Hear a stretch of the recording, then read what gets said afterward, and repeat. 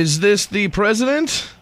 It is. How are you? Awesome. You are a hard man to get a hold of, President Clinton, but I got a hold of you now. It's Big J. We're ready to do this. Great, man. How are you? I am excellent, Mr. President. I mean, talking to you right now this morning is absolutely an honor. I mean, I've talked to Grammy Award winners, Academy Award winners, but definitely President of the United States takes the cake. So thanks so much for doing it. It's an honor. Glad to do it. You're obviously a pretty busy man right now. In general, I'm sure you're busy, but right now, even busier. You're on the campaign trail for your wife, Hillary? I am, and we're all working hard. We got Montana and South Dakota coming up on June the 3rd to be the last two elections in a long and closely fought primary season. Yeah, it's a crazy election this time. Was it this crazy? Do you recall when you were running for president? No, it was in the beginning, but it was resolved a little sooner. And this is the most closely contested primary I can ever remember. Yeah, it's crazy. I think one good thing it's doing, though, is we got a lot of young people listening here, and I think it's great that so many young people are getting interested in politics and getting involved no matter how they vote, really. I think that's a cool thing that this campaign's doing. It has been great. I was just looking yesterday at the evidence of what has happened in all these primaries that have gone on before, and you've had record numbers of young people, and interestingly enough, even a higher turnout among older people. You've got more working women coming out, more Latinos coming out than normal. Just all across America, people know this is a big election.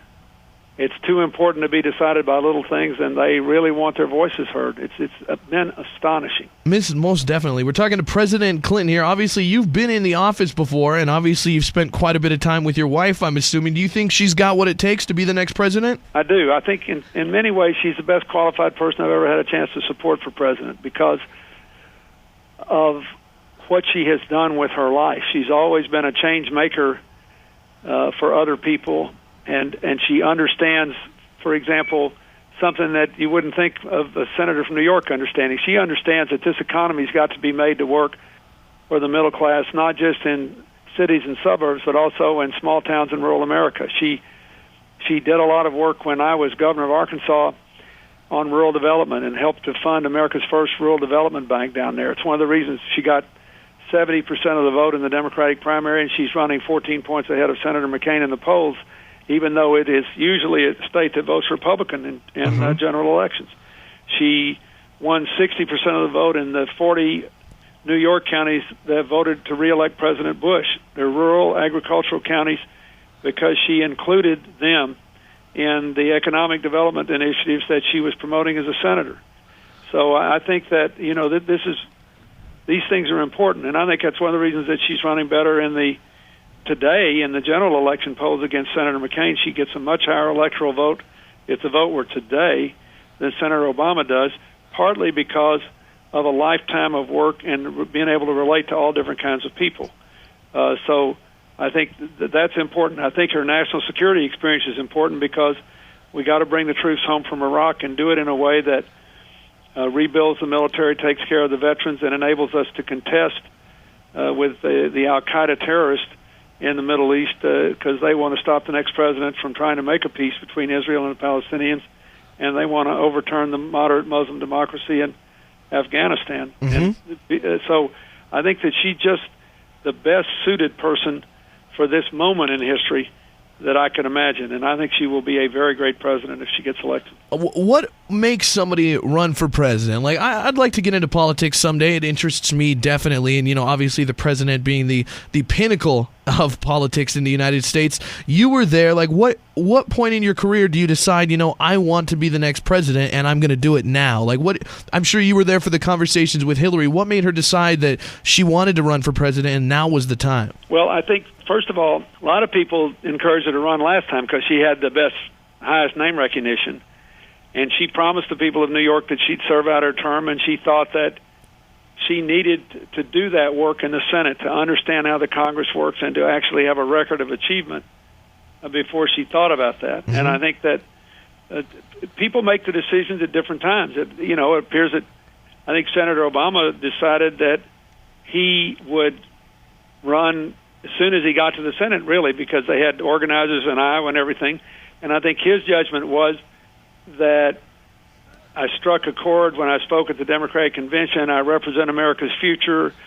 This may be a time when nobody cares about experience because they're disillusioned with the Bush-Cheney record, and I can put together a good campaign, and we should go now.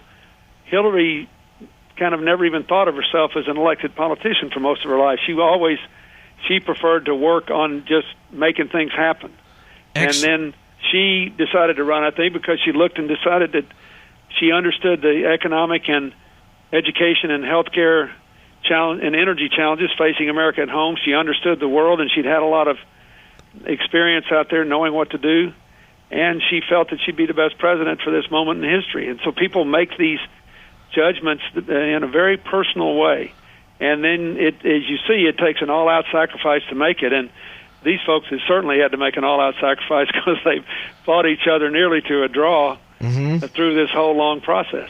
Excellent. One final question. I'm sure you have a lot of respect for Senator Obama as well. Why Hillary really quickly over Obama? Is it experience the main factor? No, but experience matters because they have, I think, quite wisely, the Obama campaign, have presented this as a choice of experience versus change. And they say, experience includes mistakes you've made in the past, so vote for me. I haven't made any, and change is better than experience. Actually, I agree with that if that were the choice. But my experience is different. My life tells me that making decisions, including some that aren't always right, and doing the hard work of changing other people's lives prepares you to be a better president. So her argument is that she'd be a better change maker. Good point. And that if you look at the critical areas on which they differ, she voted against the Bush-Cheney energy bill with its subsidies to big oil and nuclear. She has the only health care plan that covers absolutely everybody. She has actually done things to promote economic development in small towns and rural areas and for farmers that you can only do if you spend time doing it. She has actually managed the big overhaul of education standards. If you look at that, I think that it doesn't become experience versus change. It's who's the best change maker to end the war in Iraq and restore our position in the world, to turn the American economy around and rebuild the middle class and reclaim the future for our kids. I think that it's just a question of what qualities you think are more important to bring to the presidency. But having had the job, I can tell you when it's over and you look back on it, as I have had the chance to do now for a few years, what really matters is not what you embody, but what you did for other people. Did you leave the American people better off? Did the kids have a better future? Was the world coming together and more peaceful? I think did a good job of that. Tests, I think she's the best candidate to choose because she's much more likely to give you those results. Not because I think anything. I think Senator Obama is an amazingly gifted man who's run a great campaign.